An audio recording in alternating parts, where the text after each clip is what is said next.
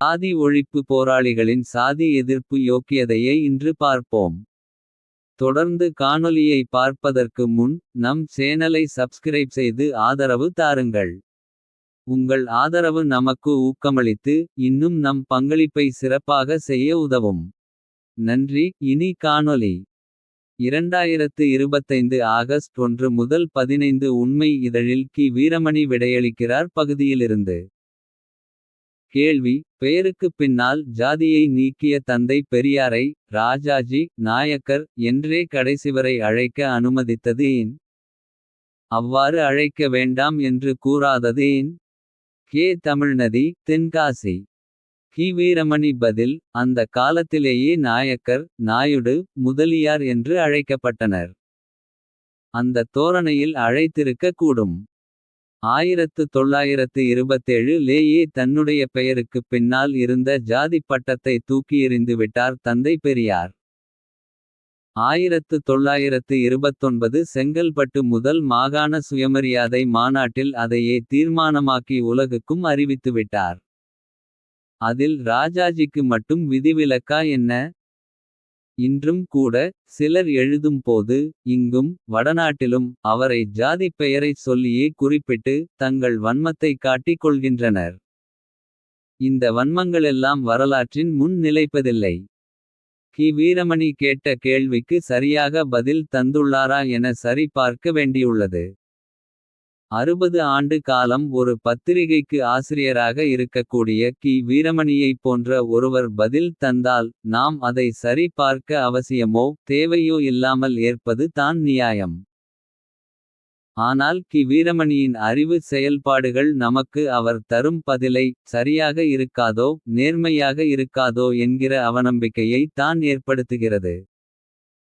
காரணம், பெரியார் படம் தெலுங்கில் வெளியானபோது பெரியார் ராமசாமி நாயக்கர் என தானே வெளியிட்டார்கள்.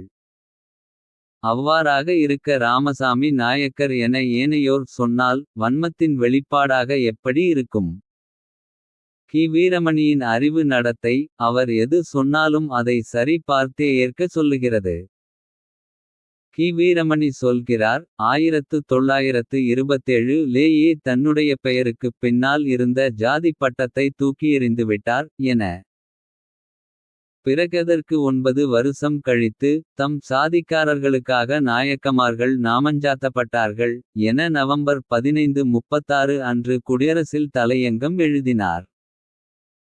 பெயரிலிருந்து சாதியை துறந்த நபருக்கு தம் சாதிக்காரர்கள் எப்படி போனால் என்ன என்று தானே போயிருக்க வேண்டும். அதை விடுத்து வேலை மெனக்கெட்டு கவுண்டர்களுக்குள்ள பிரதிநிதித்துவம் நாயக்கமார்களுக்கு இல்லையே என தம் தலையங்கத்தில் ஏன் புலம்பி தள்ளினார்? கி. வீரமணி சொல்வது போல் வன்மங்களெல்லாம் வரலாற்றின் முன் நிலைப்பதில்லை தான். உண்மை தான் நிலைக்கும். தம் சாதிக்காரர்களுக்காக நாயக்கமார்கள் நாமஞ்சாத்தப்பட்டார்கள் என எழுதிய உண்மை தான் நிலைக்கும். ராமசாமி நாயக்கர் என்று அழைப்பதில் ராஜாஜிக்கு மட்டும் விதிவிலக்கா என்ன என கேட்கிறார். ராஜாஜியை விடுதலை ராஜகோபாலாச்சாரி என்று தான் விளிக்கும். ஈவ ராமசாமி ராஜாஜி பற்றி பேசும்போது ஆச்சாரியார் என தானே கூறினார். நாயக்கர் என ராஜாஜி அழைத்தது பிழை என்றால் ஆச்சாரியார் என ஈவ ராமசாமி அழைத்ததும் அறிவு பிழைதானே. நாயக்கர் என ராமசாமி பெயருடன் சொல்லி அழைப்பது வன்மத்தின் வெளிப்பாடு என்றால் ஆசிரியர் கி. வீரமணியிடமே பல நேரங்களில் அந்த வன்மம் வெடித்துள்ளதே. உதாரணத்திற்கு தினமணி ஆசிரியர் வைத்தியநாதனை கி. வீரமணியும் சரி விடுதலையும் சரி வைத்தியநாத ஐயர் என சொல்லி தான் சுயின்பம் அடையும். நீ எதை விதைக்கிறாயோ அதை தானே அறுவடை செய்ய முடியும். நாகரீகத்தை விதைத்தால் நாகரீகம். வன்மத்தை விதைத்தால் வன்மம். நீ வன்மத்துடன் ஒருவனை விமர்சித்தால் பதிலுக்கு நீ வன்மத்துடன் தான் விமர்சிக்கப்படுவாய். உன்னிடமில்லாத நாகரீகத்தை ஏனையோரிடம் மட்டும் எதற்கையா தேடுகிறாய்? தீக்க ஆசாமிகளின் விடுதலை பத்திரிகை பேர்வழிகளின் வன்மத்திற்கு ஒரு சரியான உதாரணம் தருகிறோம். அக்டோபர் 30 2013 நாள் விடுதலை நாளிதழ் பக்கம் 8 இல் செய்தியும் சிந்தனையும். என்கிற பகுதியில் வந்த செய்தி. பார்ப்பன நடிகருக்கு கண்டனம் என்கிற உப தலைப்பில் ஒரு செய்தி. ஒரு நடிகரை விமர்சிக்க. அவர் சாதியை சுட்டிக்காட்டி விமர்சிப்பது என்பது பழுதுபட்ட அறிவுக்காரனாலேயே. அயோக்கியனாலேயே முடியும். இவர்கள் தான் ஈ. ராமசாமி நாயக்கர். என வன்மத்துடன் கூறுகிறார்கள் என ஒப்பாரி வைக்கின்றனர். அன்றைக்கு விடுதலை வெளியிட்ட செய்தியை முழுமையாக வாசிப்போம். ஆண்களை சிரிக்க வைக்க பெண்களை இழிவுபடுத்தி திரைப்படங்களில் வசனக் காட்சிகளை புகுத்துவதை வாடிக்கையாக கொண்டிருக்கும் பார்ப்பன நடிகர் சந்தானம் நிறுத்தி கொள்ள வேண்டும் என்று பெண்கள் அமைப்பு கண்டனம் தெரிவித்துள்ளது. எந்த பெண்கள் அமைப்பு அன்றைக்கு நடிகர் சந்தானத்தை சாதிப் பெயரோடு குறிப்பிட்டு கண்டித்தது என தீக்க ஆசாமிகளின் பத்திரிகை குறிப்பிடவில்லை. பெரியார் புத்தியில் சிந்திக்கிற தீக்க ஆசாமிகள் சந்தானம் வெள்ளை வெளேர் என்றிருப்பதை பார்த்து பார்ப்பனராக இருக்கக்கூடும் என நினைத்து ஏமாந்து போய்விட்டார்கள். தி. க. ஆசாமிகளை தற்குறிகள் என ஏன் சொல்கிறோம் என விளங்கி இருக்கும். ஏதாவது ஒரு படத்தில் சாதி அடையாளத்துடன் ஆதிக்க சாதி மனோபாவத்துடன் சந்தானம் நடித்திருந்தால் கூட தீக்க ஆசாமிகள் அவ்வாறு தலைப்பிட்டதில் ஒரு நியாயமுள்ளது எனலாம். ஆனால் அப்படியாக எதுவுமில்லையே. உண்மையில் சந்தானம் வன்னிய சமூகத்தை சேர்ந்தவர். பிற்பாடு அவர் சாதியை தெரிந்து கொண்டதும் விடுதலையின் சப்த நாடியும் அடங்கிவிட்டது. அதற்கு பிறகு எத்தனையோ முறை சந்தானம் சர்ச்சையில் சிக்கினார். முக்கியமாய் ஈ. ராமசாமி பெயரை சொல்லி தம் படத்தில் ஒரு காட்சி வைத்தும் கூட சர்ச்சைக்கு வித்திட்டார். ஆனால் சந்தானத்தை பற்றி தீக்க ஆசாமிகள் மூச்சு விடவில்லை. அதான் அவர் சாதி தெரிந்துவிட்டதே. நம் காணொளியை காண்கிற சிலர் பெரியாரை இழிவு செய்துவிட்டதாக புலம்பி தள்ளுவார்கள். நாங்கள் தனியாக இழிவு செய்ய என்னையா உள்ளது. ஒருவன் இழிவு செய்துவிட்டான் என சொன்னால் நீங்கள் தான் காரணம். பெரியார் உங்களுக்கு கற்றுத்தந்த அரைவேக்காட்டு பகுத்தறிவு தான் காரணம்.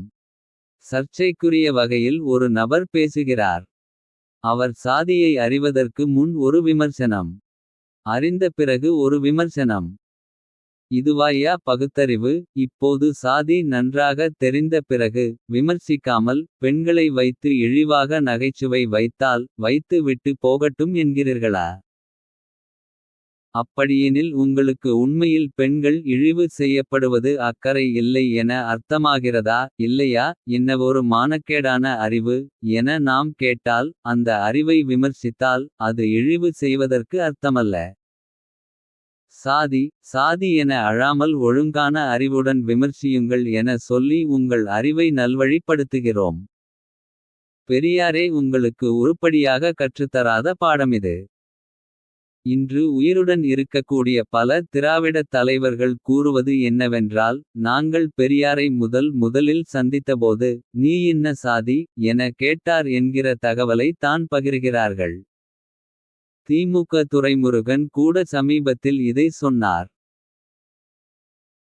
ஆக தன்னை சந்திக்கிற நபர்களிடமெல்லாம் சாதி பெயரை கேட்பது. ஒரு நடிகரை விமர்சிக்க வேண்டுமென சொன்னால் அவர் சாதியை சொல்லி விமர்சிப்பது.